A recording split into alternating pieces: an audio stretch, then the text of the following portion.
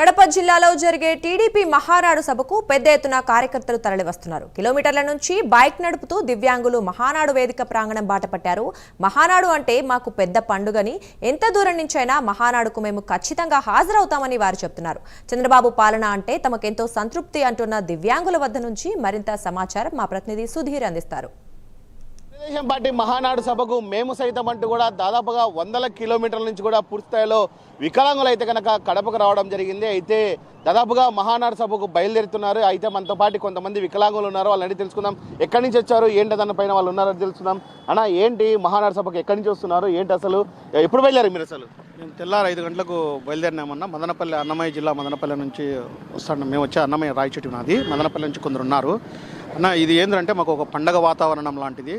గతంలో ఎన్నడూ లేని విధంగా ఈ రాయలసీమలో ఎందుకు తిరుపతి మినీ మహానాడు పెట్టినా కూడా దానికి 10 ఎక్కువగా మనకి కడపలో పెట్టడం జరిగింది. ఒక రాయలసీమ బిడ్డగా, ఒక తెలుగుదేశం కార్యకర్తగా చాలా ఆనందిస్తున్నానన్న. ఇదే కాదు, రాష్ట్రంలో ఎక్కడ పెట్టినా సరే మేము సిబిఎన్ వెంట మేము ఉంటామని చెప్పి తప్పకుండా తెలియజేసుకుంటున్నామన్న. ప్రధానంగా కడపలోనే ఈ మహానాడు ఎందుకు పెట్టారన్న అసలు? ఎందుకంటే రాయలసీమ అనేది ఒక వెనకబడిన ప్రాంతం అనేది ప్రతి ఒక్కరిలో ఉంది.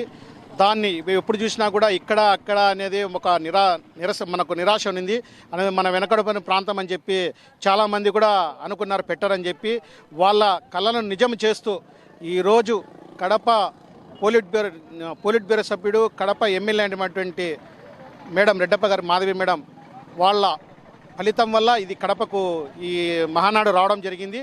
దీన్ని ఖచ్చితంగా మా కడప అని కాకుండా రాష్ట్రంలో ఎక్కడ జరిగినా కూడా ఇది మాకు ఒక వేడుక జరుపుకుంటాం. కాబట్టి మా నుండి వచ్చిన అన్నమయ్య జిల్లా అయితేమి, అనంతపురం జిల్లా అయితే చాలామంది రాష్ట్రం నుంచి చాలామంది వరకు వచ్చిన ఉన్నారు.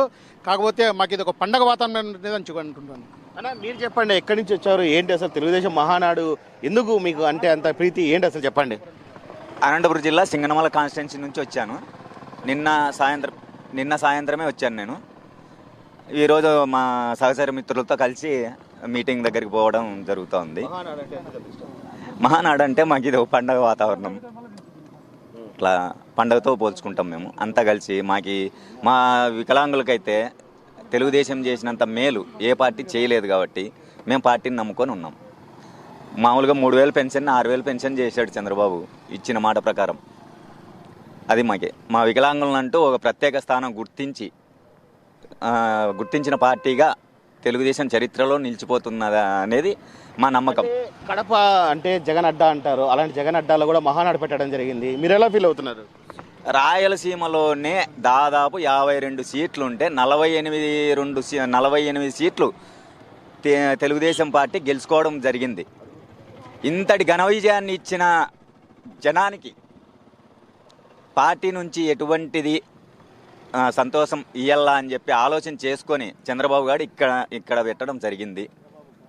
చంద్రబాబు గారు ఇక్కడ మహానాడు ఇక్కడ జరపాలని చెప్పి నిర్ణయించడం జరిగింది. ఈ శుభ పరిణామం మా గుడక కొద్దిగా దగ్గరలోనే, అంటే ఇక్కడేనే కాదు, ఎక్కడ జరిగినా గుడక మహానాడుకైతే మేము పోతూనే ఉంటాం. అనంతపురం టు ఇచ్చాపురం వరకు ఎక్కడైనా జరుగు, ప్రతి మహానాడుకు మేమైతే అటెండ్ అవుతాం. ఓకే. అయితే ఇక్కడ మరికొంతమంది వికలాంగులు ఉన్నారు, వాళ్ళని అడిగి తెలుసుకుందాం. వాళ్ళు అంటే మహానాడు కడపలో పెట్టడంతో కూడా పాపం దూర ప్రదేశాల నుంచి కూడా రావడం జరిగింది. వాళ్ళని అడిగి తెలుసుకుందాం. అన్న, చెప్పండి, ఏంటి, ఎక్కడి నుంచి వచ్చారు అసలు? పులిందల తాలూకా, మరి కడప డిస్టిక్ పులిందల తాలూకా మహానాడు అనేది ఒక పండగ లాంటిది. ఎన్టీఆర్ పుట్టినరోజు అనేది మహానాడు అనేది జరుపుకుంటారు. అందరికీ, ప్రజలకందరికీ ఒక పండగలాగా జరుపుకుంటారు. మన రాష్ట్రం అంతా ఒక దివాంగులే కాదు, ఒక కార్యకర్తలు కానీ, ఒక టీడీపీ నాయకులు కానీ, మన ముఖ్యమంత్రి అందరూ వస్తారు, మంత్రులు అందరూ వస్తారన్న ఒక పండగలా జరుపుకుంటాము. మన రాయలసీమలో ఏ విధంగా పెట్టినారంటే, ఒక జగన్మోహన్ రెడ్డి చేసేది అన్నీ అరాచకాలు కాబట్టి ఇది ఒక ఆయనకు ఒక రూపురేఖ నిర్మించుకున్నాం. అందుకే రాయలసీమలో కడప జిల్లాలో పెట్టడం జరిగిందినా. ఇదే ఎందుకంటే ఆయన చేసేటి రాయలసీమను అంతా నాశనం చేపెట్టి ఒక వికలాంగులు అయితేనేమి, ఒక ఏంటే కానీ వికలాంగులకైతే ఒక పెన్షన్లు కానీ ఏంది కానీ అన్ని ఇవ్వకుండా చేసినాడు. మామూలుగా వితంతులకు వాళ్ళకి ఎగస్ట్ ఇచ్చి మా వికలాంగులకు ఏదే కానీ 80% ఉన్నా కానీ వాళ్ళకి 3000 ఇచ్చకుండా చేసినాడు. ఇంత అన్యాయంగా దుర్భం ఏ గవర్నమెంట్ ఉన్నదనా. అందుకే ఆయనకు విరుద్ధంగా మా కడప జిల్లాలో మహానాడు జరపడం జరుగుతుంది.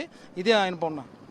ఇది మొత్తంగా చూసుకోవచ్చు. దాదాపుగా వికలాంగులు కూడా పూర్తి స్థాయిలో కూడా ఏదైతే తెలుగుదేశం పార్టీ మహానాడు దాదాపుగా అనంతపూర్ నుంచి కూడా ఇచ్చాపురం వరకు ఎక్కడ జరిగినా కానీ తాము ఇక్కడ నుంచి బైక్లలో సొంతంగా వెళ్తామని చెప్పి వికలాంగులు చెప్తున్న పరిస్థితి ఉంది. అయితే నారా చంద్రబాబు నాయుడు వచ్చిన తర్వాత కూడా వికలాంగులకు సంబంధించిన పింఛన్ కూడా పూర్తి స్థాయిలో పెరిగిందని మేమైతే ఆశతో వ్యక్తం చేస్తామని వాళ్ళు చెప్తున్న పరిస్థితి ఉంది. Video journalist Rakesh, Sudheer, prime news, Kadapa.